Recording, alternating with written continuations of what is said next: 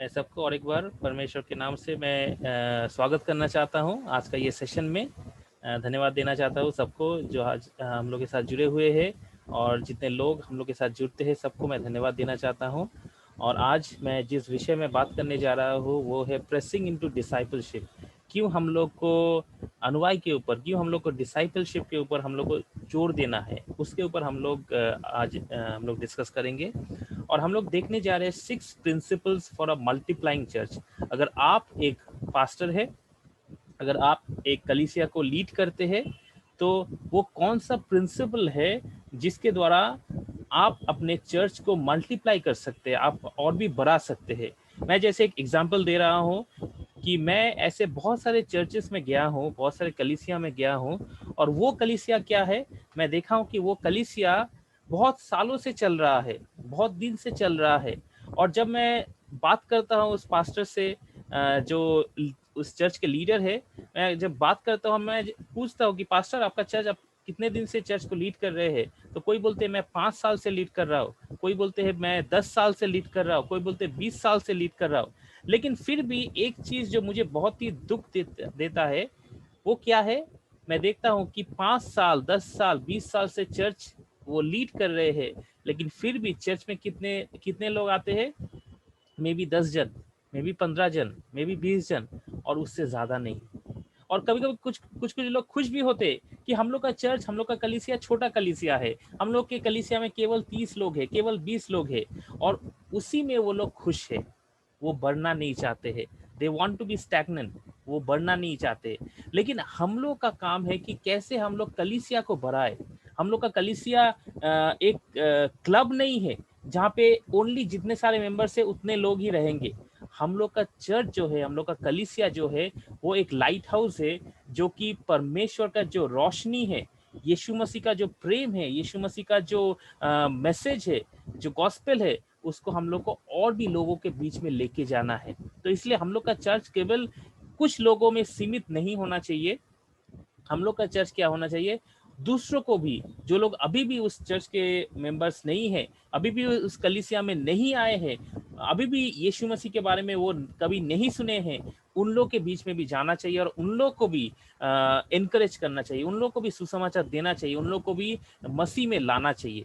तो मैं आज का जो सेशन है ये पास्टर एलन ब्रिग्स बोल के एक पास्टर है यूएस में, जो कि फ्रंटलाइन चर्च प्लांटिंग के डायरेक्टर है, और वो भी लीडर डेवलपमेंट के काम में लगे हुए हैं। वो बहुत सारे लीडर को तैयार किए हैं जो कि चर्च प्लांटिंग का काम करते हैं। वो डिसाइपलशिप मेकिंग में भी वो काम करते हैं, और बहुत सारे डिसाइपल को तैयार किए हैं जो कि और भी दूसरे डिसाइपल को तैयार करते हैं। और वो वैनगार्ड चर्च के पास्टर है, और मैं उन्हीं से ही, वो एक राइटर भी है, बहुत सारा किताब भी लिखे हैं उनका। अगर आप ऑनलाइन में जाएंगे तो आप उनके बारे में और भी जान सकते हैं, और भी उनके बारे में जो किताब उन्होंने लिखा है उसको आप पढ़ सकते हैं। तो मैं उन्हीं का ही एक प्रिंसिपल जो वो लिखे है, उससे मैं आज का ये टॉपिक मैं लिया हूँ। आज का टॉपिक जो है प्रेसिंग इनटू डिसाइपलशिप। तो मैं आप लोगों के सामने मैं ऐसा 6 प्रिंसिपल लाना चाहता हूँ जिसके द्वारा हम लोग अपना कलीसिया को हम लोग बढ़ा सके। हम लोग को जानना चाहिए कि हम लोग सब लीडर है, we all are leaders here.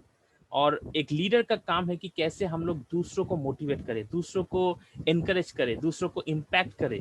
और जब हम लोग वैसा करेंगे तो चर्च भी बढ़ेगा। तो आइए हम लोग देखते हैं वो 6 प्रिंसिपल क्या है, कौन सा प्रिंसिपल हम लोग के लिए ज़रूरी है। आइए हम लोग देखते हैं। तो सबसे पहले मैं जो फर्स्ट प्रिंसिपल मैं आप लोग के सामने लेके आना चाहता हूँ वो है movement thinking is key to discipleship. Movement thinking, a leader must be involve in a movement.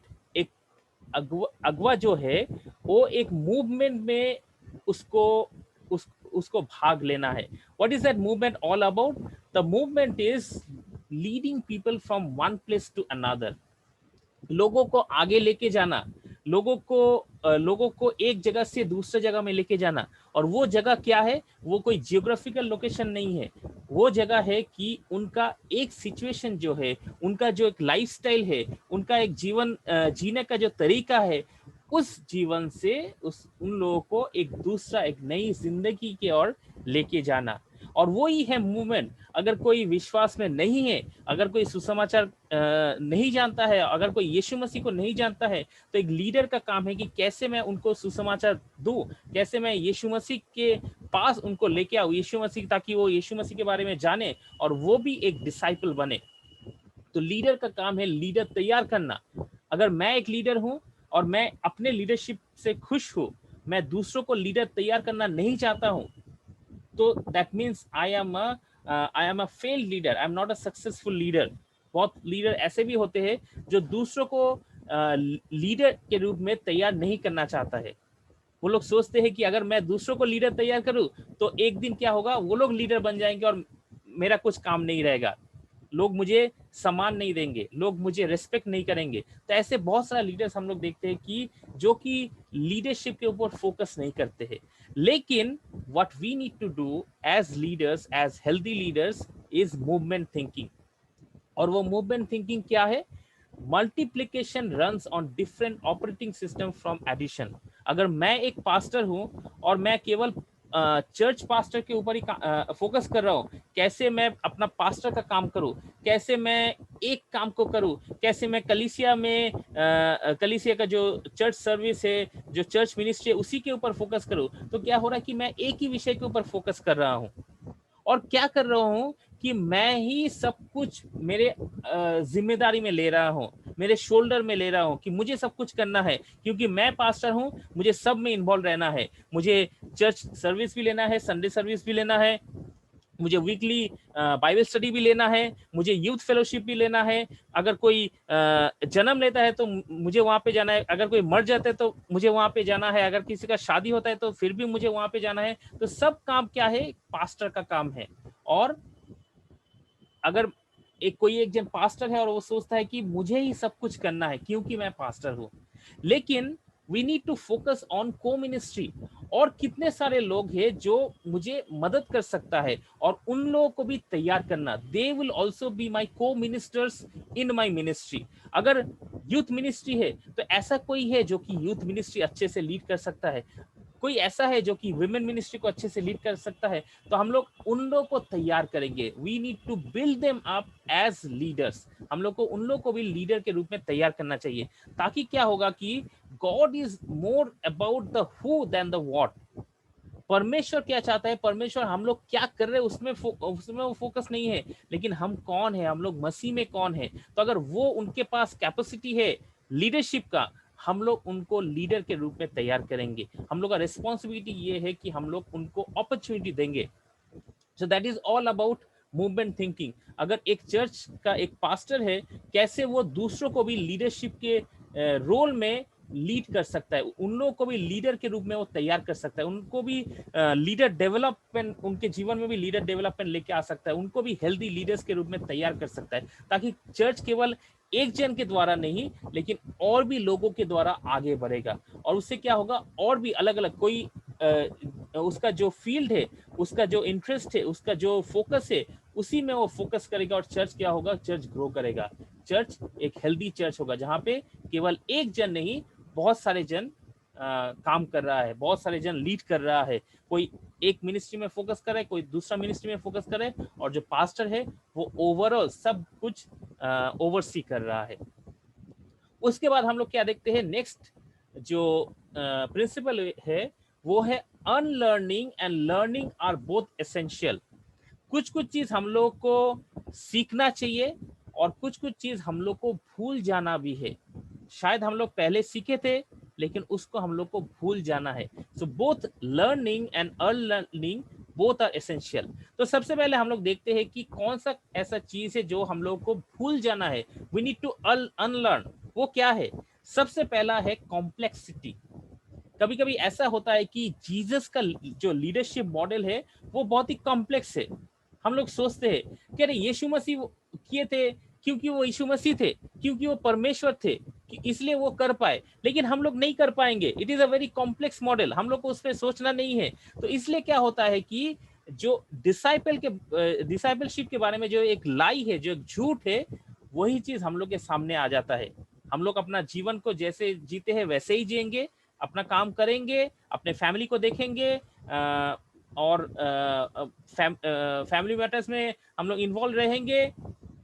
Church जाना है, यस हम लोग चर्च में जाएंगे, संडे करके चर्च जाएंगे, बस उतना ही, उससे ज्यादा नहीं, ज्यादा हम लोग इन्वॉल्व नहीं होंगे, क्योंकि और भी बहुत सारा परेशानी है जिंदगी में, उसको सुलझाना है।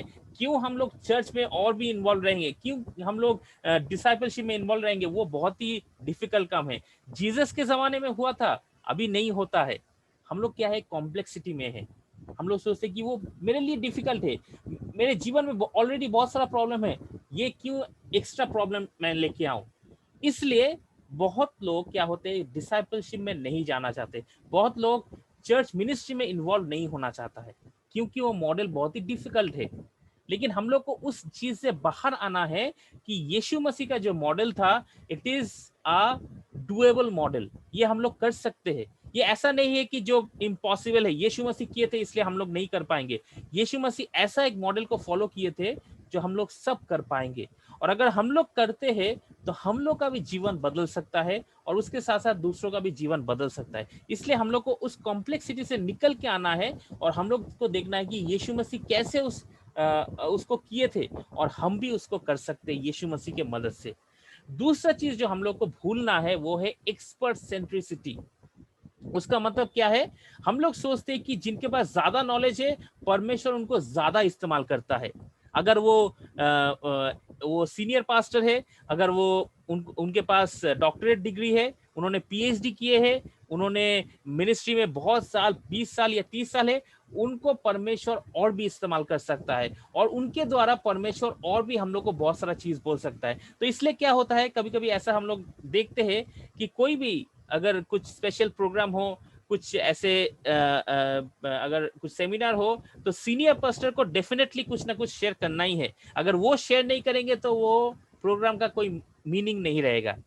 हम लोग एक्सपीरियंस के ऊपर ज्यादा फोकस करते हैं, लेकिन हम लोग भूल जाते हैं कि परमेश्वर हम लोग के जीवन में भी बात कर सकता है, हम लोग को भी वो सिखा सकते हैं। उसके लिए कोई एक्सपीरियंस या एक्सपर्ट का जरूरत नहीं है, हम लोग डायरेक्टली परमेश्वर से हम लोग सीख सकते हैं। डेफिनेटली हम लोग पास्टर हम लोग जो सिखाते हैं उनको हम लोग वो सब हम लोग सीखेंगे, उनसे उनके वचन को हम लोग सीखेंगे, लेकिन केवल ऐसा नहीं कि अगर वो नहीं बोलेंगे, अगर वो नहीं करेंगे तो हम लोग कुछ नहीं कर पाएंगे। हम लोग उस एक्सपर्ट सेंट्रिसिटी से बाहर निकल के आना है।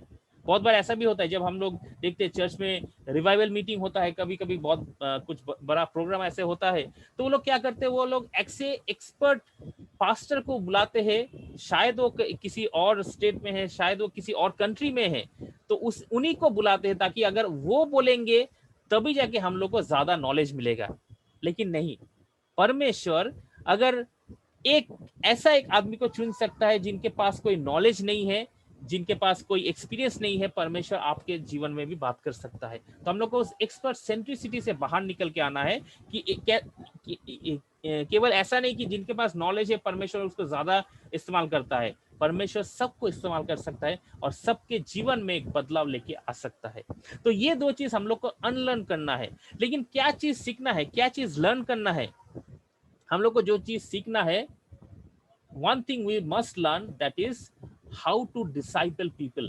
कैसे हम लोग दूसरों को भी चेला बनाएंगे, कैसे हम लोग दूसरों को भी अनुयायी बनाएंगे, कैसे हम लोग दूसरों को डिसाइपल बनाएंगे, रियल ह्यूमंस।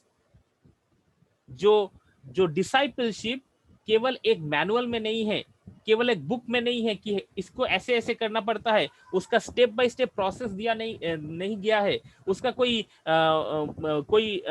कैसे करेंगे उसके ऊपर कोई वीडियो नहीं है। ये जीवन है, this is the context of life. और जैसे हम लोग जीवन के इस कॉन्टेक्स्ट में हम लोग आगे बढ़ते हैं, हम लोग धीरे धीरे करके डिसाइपलशिप के ऊपर सीख सकते हैं। कैसे यीशु मसीह ने किए? क्या यीशु मसीह के पास भी कोई मैनुअल था जिसको फॉलो करके वो अपने डिसाइपल को तैयार किए? नहीं। जैसे वो लोग अपने जीवन जीते थे, जैसे वो लोग लोगों से मिलते थे, जैसे वो लोग एक साथ मिलकर फेलोशिप करते थे, उसी के द्वारा यीशु मसीह उन लोग को तैयार किए। कि हम लोग भी वैसे तैयार कर सकते हैं? हम लोग को कोई सेमिनारी में जाना नहीं है, अगर उस सेमिनारी में जाएंगे तभी जाके हम लोग अच्छा डिसाइपल हो सकते हैं? नहीं, ऐसा नहीं है। हम लोग अपने जीवन में, जैसे हम लोग अपने जीवन को लीड करते हैं, उसी में हम लोग परमेश्वर के मदद से हम लोग एक डिसाइपल बन सकते हैं और यीशु मसीह का काम हम लोग कर सकते हैं। और वैसे ही हम लोग दूसरों को भी तैयार कर सकते हैं, दूसरों को भी डिसाइपल बना सकते हैं। तो इसलिए we need to learn how to disciple people, not how to make them graduate, how to make them Bible graduate, but how to disciple people, ताकि वो लोग लोगों से डील करे, लोगों के जीवन से डील करे। उसके लिए हम लोग को चेला बनाना जरूरी है। उसके बाद हम लोग देखते हैं और नेक्स्ट क्या है principle, programs are not the thing. बहुत बार कलीसिया में ऐसा होता है कि अगर बहुत प्रोग्राम से वो लोग इन्वॉल्व है तो क्या होता है, वो लोग सोचते हैं कि जितना ज्यादा प्रोग्राम होगा उतना ज्यादा लोग आएंगे, उतना ज्यादा ही ग्रोथ होगा। हम लोग अगर यूथ प्रोग्राम करेंगे, हम लोग विमेंस प्रोग्राम करेंगे, हम लोग ये मीटिंग करेंगे, वो मीटिंग करेंगे, हफ्ता भर हम लोग का मीटिंग ही मीटिंग चलता रहेगा, हम लोग का वीकेंड में मीटिंग रहेगा, हम लोग को वीक डेज में मीटिंग रहेगा। जितना हम लोग मीटिंग करेंगे उतना ही लोगों के पास हम लोग पहुंच सकते हैं। लेकिन ऐसा नहीं है। जितना हम लोग मीटिंग करते हैं वो एक वो उतना ही हम लोग क्या होते हैं कि हम लोग इन्वॉल्व हो जाते हैं और हम लोग जो रियल लाइफ है उससे कनेक्ट करना भूल जाते हैं। हम लोग फोकस करते हैं कहाँ पे गिटार का वेयर सही से साउंड बॉक्स में गया है कि नहीं, हम लोग सोचते हैं कि एलईडी सही से काम कर रहा है कि नहीं, हम लोग देखते हैं कि लाइट्स ठीक से आ रहा है कि नहीं, हम लोग उसी के ऊपर ज्यादा फोकस करते हैं। हम लोग देखते हैं कि जो वर्शिप टीम है वो वर्शिप टीम सही टाइम पे पहुंचा है कि नहीं, उसी के ऊपर ज्यादा फोकस करते हैं। लेकिन हम लोग लोगों से कनेक्ट करना भूल जाते हैं, जीवन से कनेक्ट करना भूल जाते हैं। तो इसलिए हम लोग देखते हैं कि प्रोग्राम्स केवल प्रोग्राम से ही नहीं होगा। Yes definitely programs are helpful, programs are not evil, लेकिन वो इनकम्प्लीट है जब तक ना उस प्रोग्राम के द्वारा लोगों से कनेक्ट हो पाए, लोगों के जिंदगी से कनेक्ट हो पाए, लोगों का जो नीड है, वो लोग जिस प्रॉब्लम से गुजर रहे हैं, वो लोग जिस सिचुएशन से गुजर रहे हैं, अगर हम लोग उसी पॉइंट ऑफ नीड में अगर हम लोग उनको मदद नहीं कर पाए तो हम लोग का प्रोग्राम क्या है, इनकम्प्लीट है, हम लोग कंप्लीट नहीं है। जितना भी प्रोग्राम करेंगे हम लोग इनकम्प्लीट है। लेकिन हम लोग को देखना है कि प्रोग्राम हो लेकिन प्रोग्राम के द्वारा हम लोग लोगों से कनेक्ट कर पाए, उन लोगों को मदद कर पाए। हम लोग 4D के बारे में देखे थे। 4D कोई प्रोग्राम बोलता नहीं है, लेकिन 4D बोलता है कि कैसे हम लोग वचन को सही रीति से लोगों के सामने लेके आएंगे। हम लोग वचन देते हैं, हम लोग लोगों को बुलाते हैं कि आज हम लोग का ये सेमिनार है, आ जाओ, और हम लोग वचन देते हैं, एक बहुत बढ़िया सा मैसेज प्रिपेयर करके हम लोग बोलते हैं। लेकिन उन लोगों को क्या जरूरत है, क्या वो लोग वचन लेने के लिए तैयार है, या उन लोग का जमीन अभी भी तैयार नहीं है? हम लोग को उसके ऊपर फोकस देना चाहिए। और जब हम लोग उसके ऊपर फोकस देते हैं तो क्या होता है, प्रोग्राम केवल प्रोग्राम नहीं रहता है, ये एक लाइफ ट्रांसफॉर्मिंग इवेंट हो जाता है, जीवन उससे बदल जाता है। और लोग क्या होते हैं, ऑटोमेटिकली वो अट्रैक्टेड हो जाते हैं। हम लोग को ज्यादा प्रोमोट नहीं करना है, हम लोग को ज्यादा फेसबुक में इंस्टाग्राम में हम लोग को प्रोमोट नहीं करना है। लोग खुद से ही आएंगे, क्योंकि वो लोग जानेंगे कि हाँ, अगर मैं यहाँ पे जाऊंगा मेरा जीवन बदल जाएगा, अगर मैं अपने दोस्त को लेके जाऊंगा उसका भी जीवन बदल जाएगा। Let's do it, let's go there. लोग हम लोग के लिए काम करेंगे जब हम लोग उनके जीवन को टच करेंगे। उसके बाद हम लोग क्या देखते हैं, transitioning into a discipleship culture. Church के अंदर कल्चर क्या है? चर्च के अंदर क्या कल्चर यही है कि हम लोग कितना चैप्टर हम लोग हर रोज पढ़ेंगे, कितना घंटा हम लोग प्रार्थना करेंगे, क्या यही हम लोग का कल्चर है? यस डेफिनेटली ये हम लोग का डिसिप्लिन हम लोग को करना चाहिए। We all need to go through the discipline. लेकिन हम लोग को देखना चाहिए कि what is our main focus. क्या डिसाइपलशिप हम लोग के कल्चर में है, या केवल एक अटेंडेंस एक बाइबल स्टडी में, दैट इज मोर इम्पोर्टेंट? एक संडे चर्च में क्या वो ज्यादा इंपॉर्टेंट है? क्या टाइट देना that is the most important thing? या क्या डिसाइपलशिप बनाना, क्या वो सबसे इंपॉर्टेंट है? सब कुछ इंपॉर्टेंट है, सब कुछ जरूरी है, लेकिन किसके ऊपर हम लोग ज्यादा फोकस कर रहे हैं? दो चीज को हम लोग को कंसिडर करना है अगर हम लोग एक डिसाइपलशिप कल्चर लेके आना चाहते हैं चर्च में। सबसे पहला है कि अर्जेंसी। हम लोग को अर्जेंटली उसको उसके ऊपर काम करना है। ऐसा अगर हम लोग सोचेंगे यीशु मसीह अभी नहीं आएंगे, यीशु मसीह आने में बहुत टाइम है, अभी हम लोग अपना जीवन अपने से जिएंगे, बाद में हम लोग देखेंगे कि क्या होगा, बाद में देखा जाएगा, जब हम लोग का उम्र हो जाएगा तब हम लोग देखेंगे, तब हम लोग इसके बारे में सोचेंगे। नहीं, हम लोग को अर्जेंटली काम करना है। अगर हम लोग के बीच में हम लोग में वो अर्जेंसी नहीं रहेगा तो क्या होगा, कल्चर चेंज नहीं होगा और चर्च केवल एक बिल्डिंग ही रह जाएगा। चर्च में लाइफ ट्रांसफॉर्मेशन नहीं होगा, वो केवल एक बिल्डिंग हो जाएगा, वो केवल एक लैंडमार्क हो जाएगा। आपका घर कहाँ है? उस चर्च के पीछे है, वो बिल्डिंग के पीछे, वो एक बिल्डिंग है। लेकिन चर्च कोई लाइफ ट्रांसफॉर्मिंग सेंटर नहीं है। जब तक हम लोग अर्जेंसी में काम नहीं करेंगे, जब तक हम लोग डिसाइपलशिप के ऊपर काम फोकस नहीं करेंगे, तब तक क्या होगा, हम लोग का कलीसिया भी एक बिल्डिंग रह जाएगा।